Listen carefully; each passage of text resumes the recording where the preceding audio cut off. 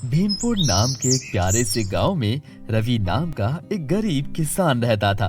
रवि की एक छोटी बेटी थी जिसका नाम राधा था। राधा दिखने में बहुत ही सुंदर और एक सुशील लड़की थी और राधा का दिल भी बहुत साफ था। वो हमेशा लोगों का भला ही चाहती थी और सभी की मदद किया करती थी। एक दिन राधा बाजार से आ रही थी। दोपहर का समय था। बहुत कड़क धूप लग रही थी। तभी राधा देखती है कि गर्भवती औरत एक पेड़ के नीचे बेहोश पड़ी हुई है और उसके झोले से सारा सामान इधर उधर बिखरा हुआ है। राधा उस औरत के पास भाग कर जाती है। अरे दीदी, क्या हुआ आपको?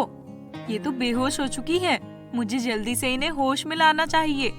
राधा अपने बैग से एक पानी की बोतल निकालती है और हाथ में पानी लेकर छींटें उस गर्भवती औरत के मुंह पर मारती है।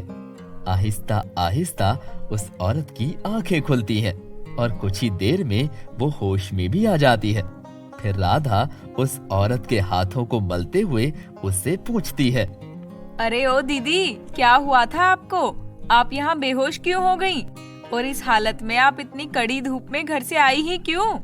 बहन, बाजार से कुछ सब्जियाँ लानी थी तो वही लेने आई थी।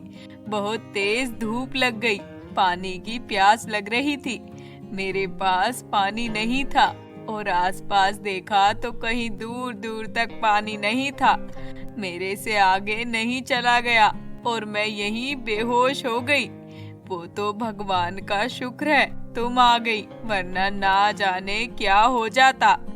अरे अरे चलो, मैं आपको आपके घर तक छोड़ देती हूँ।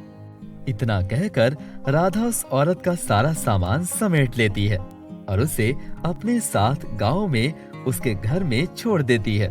जिसके बाद राधा अपने घर पहुंचती है और देखती है कि उसके पापा पूरियां तल रहे हैं और तलते तलते उनका हाथ जल जाता है और राधा भाग भाग कर अपने पापा के पास जाती है। पापा, आपसे किसने कहा पूरियों को तलने के लिए? मैं आ तो रही थी ना। हटिए यहाँ से, दिखाइए कितना जल गया है। चलिए, इसमें मरहम लगाइए अब जल्दी से। ये पूरियां मैं तल लेती हूँ, आप जाइए दवाई लगाइए इसमें। अरे बेटा, थोड़ा सा ही तो जला है, कोई बात नहीं, ठीक हो जाएगा कुछ देर में। चुपचाप जाइए और इसमें मरहम लगाइए। ठीक है, जा रहा हूँ। लेकिन उससे पहले तुम्हारे लिए खुशखबरी है। कल तुम्हें लड़के वाले देखने के लिए आने वाले हैं। इतनी जल्दी मुझे अपने से अलग कर देंगे आप? बिटिया, अब एक ना एक दिन तो हाथ पीले करने ही है तुम्हारे। कोई बात नहीं, मैं तुमसे मिलने आता रहूंगा। इतना कहकर रवि वहाँ से चला जाता है और राधा पूरियां तलने लगती है। अगली सुबह सूरज की किरणें और चिड़ियों की चहचहाहट से रवि और राधा की आंखें खुलती हैं।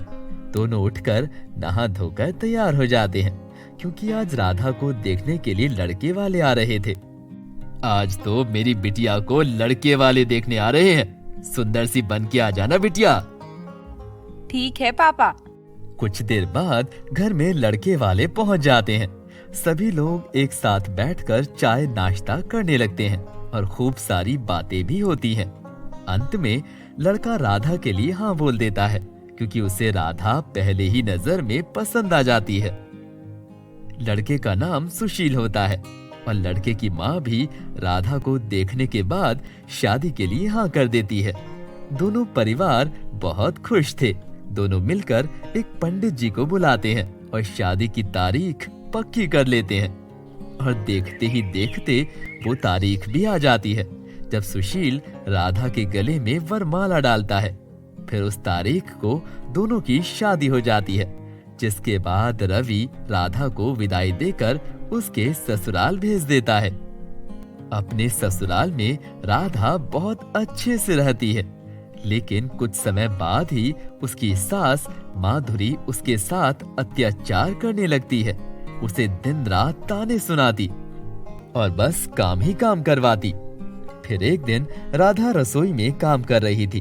तभी माधुरी उसके पास जाती है और बहुत ही गुस्से में उसका हाथ पकड़कर गर्म तेल की कढ़ाई के अंदर डाल देती है। राधा का पूरा हाथ जल जाता है और वो दर्द से चिल्लाने लगती है। उसकी आंखों से आंसू भी आ जाते हैं। डायन, मेरे कमरे में झाड़ू कौन लगाएगा? मेरा बिस्तर अलमारी कौन साफ करेगा? तेरा बाप दिन ब दिन कामचोर होती जा रही है। माँ जी, मुझे माफ करिए, मैं अभी आपका कमरा साफ कर देती हूँ। मैं नाश्ता बना रही थी, इसीलिए अभी नहीं किया था। हाथ जलने के बाद राधा को बहुत जलन होती है और वो वैसे ही रोते हुए माधुरी के कमरे में झाड़ू लगाने चली जाती है। दिन ब दिन बीतते जाते हैं।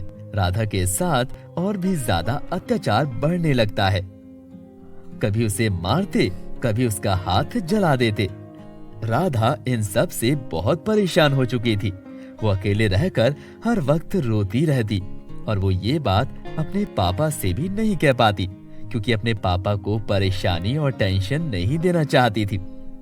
राधा का पति भी उसे दिन रात बातें सुनाता और रात को पीने के बाद बेफिजूल में उसे मारने लगता। एक रात राधा रोते हुए घर से बाहर चली जाती है और खुले आसमान के नीचे बैठकर फूट फूट कर रोने लगती है।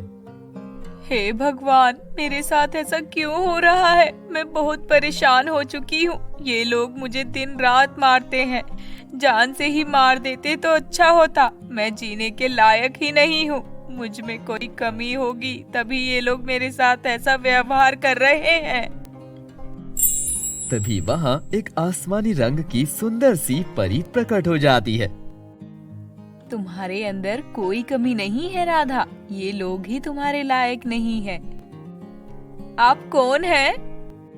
मैं परीलोक से आई हुई जादुई परी हूँ राधा। मैं तुम्हारी मुसीबत का हल कर सकती हूँ। मैं तुम्हें कुछ जादुई रंगों के गोले देती हूँ। इन गोलों की मदद से तुम उन बेदिली लोगों को सबक सिखा पाओगी। लेकिन वो कैसे?